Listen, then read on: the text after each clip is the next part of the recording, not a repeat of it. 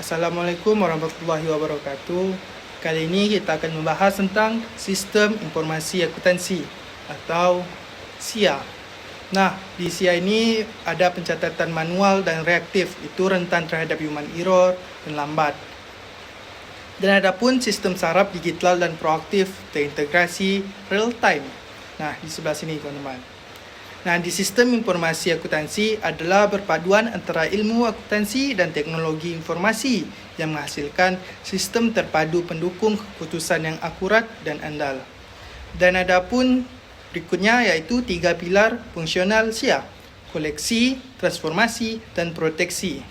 SIA mengumpulkan, mencatat, menyimpan, dan memproses data untuk menghasilkan informasi bagi para pembuat keputusan, atau bisa kita sebut dengan Romani and Steinbach. Dan ada pun evolusi arsitektur SIA di tahun 1494, itu pondasi manual. Dan di tahun 50-an sentralisasi awal, di tahun 80-an desentralisasi era PC dan jaringan lokal. Dan di era sekarang, era modern, integrasi kecerdasan ERP, cloud computing, dan AI. Nah, adapun tujuan fundamental sistem informasi akuntansi, kalian bisa dilihat di sini ada operasional harian, keputusan manajerial, pelaporan eksternal, pengendalian internal, efisiensi biaya. Nah, dan ada pun 6 komponen pembentuk sistem. Yang pertama, orang, pengguna, akuntan, auditor. Kedua, prosedur, metode pengumpulan dan pemrosesan. Yang ketiga, data, bahan baku, sistem berlaku prinsip GIGO. Dan selanjutnya, software, program komputer yang memperoleh data akuntansi organisasi. Dan infrastruktur IT, perangkat keras dan jaringan dasar. Pengendalian ukuran keamanan dan kebijakan.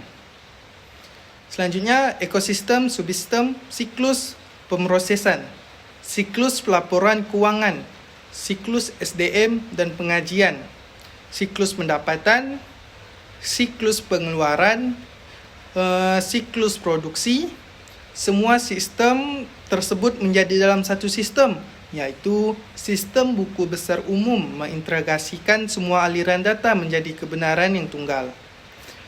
Anatomi pemrosesan transaksi, yaitu ada input data, pemrosesan, penyimpanan, output informasi, dan tahap kelima, pengendalian internal, melekat pada seluruh proses untuk memastikan seluruh proses berjalan akurat, lengkap, dan aman dari anomali.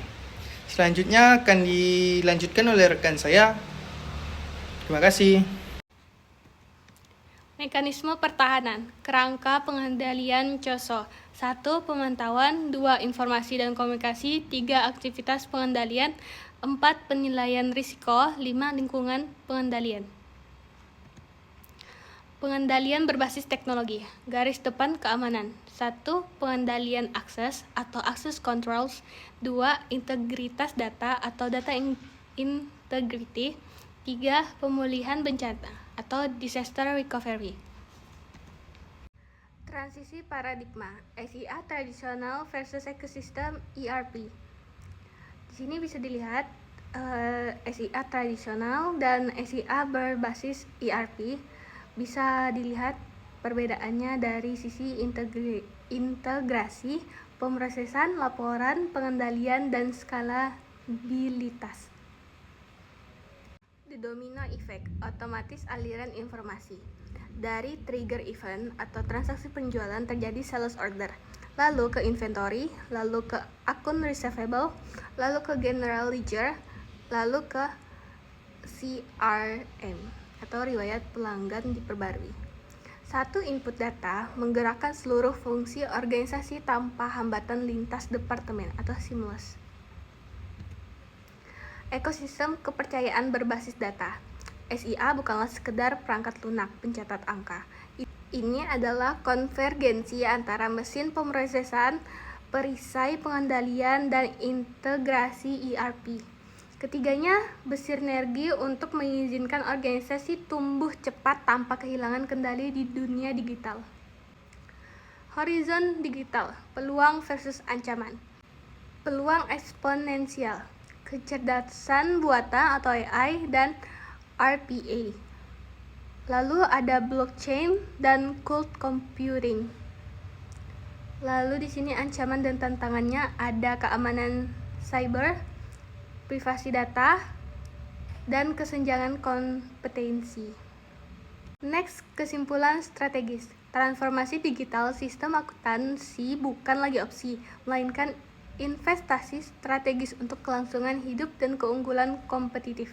Profil akuntan masa depan menuntut keseimbangan antara keahlian teknis akuntansi, penguasaan analitik data, dan pemahaman keamanan arsitektur sistem. Dalam era di mana data adalah aset paling berharga, sistem informasi akuntansi adalah arsitektur pelindung sekaligus mesin penggerak kebenaran bisnis.